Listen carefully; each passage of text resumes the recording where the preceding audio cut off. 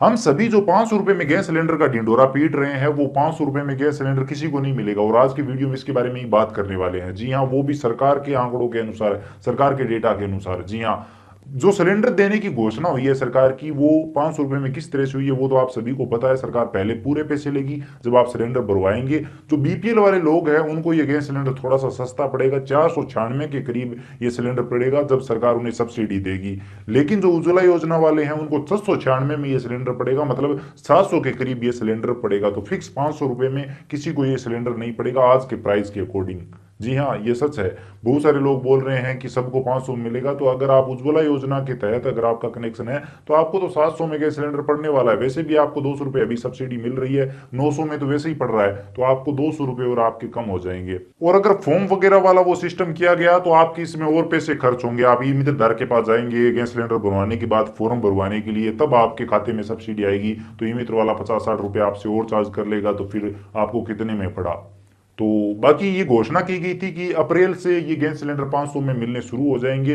यानी कि भी अप्रैल के बाद आप जब भी गैस सिलेंडर भरवाएंगे तो आपको 1100 में गैस सिलेंडर पड़ेगा। लेकिन जब वो रिसिप्ट आप लाकर ऑनलाइन पोर्टल पर चढ़ाएंगे, वहां पर बताएंगे कि हम बीपीएल में है या फिर हम उज्ज्वला योजना में है, तो आपको बाकी पैसे सब्सिडी के तौर पर आपके खाते में दे दिए जाएंगे। वो अप्रैल से शुरू हो जाएगा। तो अप्रैल तो चली गई, अभी मई चल रही है, उसके बावजूद अभी तक ये योजना शुरू नहीं हुई है और इसके कोई आसार दिखाई नहीं दे रहे हैं। आज का वीडियो इस टॉपिक पर है कि उज्ज्वला योजना वालों के तो रजिस्ट्रेशन हो रहे हैं महंगाई राहत के में, आप सभी को पता ही है। लेकिन जो बीपीएल कैटेगरी के लोग हैं उनका किसी का भी रजिस्ट्रेशन नहीं हो रहा है। जी हाँ, अब बहुत सारे लोग बता रहे हैं कि आप जन आधार कार्ड में पहले गैस डायरी अपडेट कर लो। हमने भी अपडेट करके देखी थी, हमने भी माना था कि हाँ, गैस डायरी अपडेट करने से वो उनका रजिस्ट्रेशन हो जाता है, लेकिन ऐसा नहीं है मेरे दोस्त।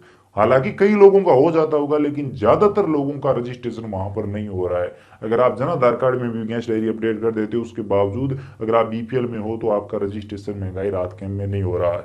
मैंने पिछली बार जब ये वीडियो बनाया था तो उसके नीचे ज्यादातर यही कमेंट थे कि हम बीपीएल कैटेगरी से हैं और हमारा जो 500 रुपये में गैस सिलेंडर वाला है वो रजिस्ट्रेशन हो नहीं रहा है।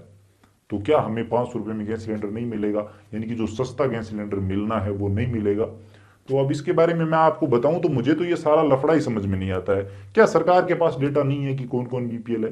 क्या सरकार को पता नहीं है कि कौन कौन लोग उज्ज्वला योजना वाले हैं? क्या सरकार के पास मनरेगा का डेटा नहीं है? क्या सरकार डायरेक्ट लोगों के 1 से 25 दिन नहीं कर सकती? क्या सरकार को पता नहीं है कि जो पेंशन है वो किस किस को मिल रही है, या फिर किसकी 750 से कम है, तो डायरेक्ट सरकार 1000 रुपये पेंशन नहीं कर सकती? तो अब यहाँ पर सवाल ये उठता है कि अगर सरकार सब कुछ बिना महंगाई राहत कैंप के भी कर सकती है तो इस महंगाई राहत कैंप का क्या मतलब है? और अगर किसी का बीपीएल वाले का अगर 500 रुपये में गैस सिलेंडर के लिए रजिस्ट्रेशन नहीं हो रहा है तो क्या उसे गैस सिलेंडर सस्ता नहीं मिलेगा? तो ऐसा नहीं है मेरे दोस्त। अब अगर कोई भी व्यक्ति रजिस्ट्रेशन करवाता है या फिर उसका रजिस्ट्रेशन नहीं होता है, तो भी मुझे लगता है कि उन्हें सिलेंडर तो सस्ता मिलेगा ही, अगर वो बीपीएल कैटेगरी से है। जी हाँ, ये सच है। जैसे कि उदाहरण के लिए आप ले लीजिए, पेंशन जो है वो अगले महीने से सबकी 1000 रुपये आने वाली है। इसका एक जीता जागता उदाहरण ये है, किसी के लिए भी नई पेंशन का आवेदन करते हैं तो उसकी पेंशन डायरेक्ट ही 1000 रुपये शुरू हो रही है। अब 750 वाला टाइम गया, किसी की भी पेंशन आप खोल के देख लो, अब आपको 750 से 1000 ही दिखाई देगी। तो इसका मतलब ये है कि सबकी पेंशन ऑटोमेटिक 1000 हो रही है। तो रजिस्ट्रेशन का मुझे तो कुछ समझ में नहीं आ रहा है, बाकी आपको समझ में आ रहा हो तो आप देख लीजिए। बाकी बहुत सारे लोगों का, बीपीएल वालों का रजिस्ट्रेशन नहीं हो रहा है, तो सरकार को इसके बारे में क्लियर कुछ बताना चाहिए कि हाँ, ये रजिस्ट्रेशन नहीं हो रहा है तो आप ये कर सकते हो। क्लियर कोई भी गाइडलाइन नहीं है, कहीं भी ये नहीं बताया गया है कि समस्या का, ये समस्या है तो इसका ये समाधान हो सकता है। जैसे कि यहाँ पर कई उदाहरण और भी है। एलपीजी आईडी, वहां पर महंगाई राहत कैंप में जब रजिस्ट्रेशन करवाते हैं तो एलपीजी आईडी मांगी जाती है। तो अभी तो लोगों को पता चल गया, शुरुआत में पता नहीं था। तो ई मित्र वाले क्या कर रहे थे कि आप एजेंसी जाओ, जाकर एलपीजी आईडी लेकर आओ, तो लोग परेशान हो रहे थे एलपीजी आईडी कैसे निकाले। जॉब कार्ड के पूरे नंबर, इसके बारे में भी पता नहीं था कि जॉब कार्ड के पूरे नंबर वहां पर मांगे जा रहे हैं, और किसी भी व्यक्ति के पास जॉब कार्ड के कंप्लीट नंबर नहीं है, लास्ट के वो 4-5 नंबर जो होते हैं जिससे काम चलता है वही नंबर है। तो ई मित्र वाले वो तो नंबर निकाल रहे थे, लेकिन एलपीजी आईडी को लेकर काफी समस्या आ रही थी ई मित्र वालों के सामने भी।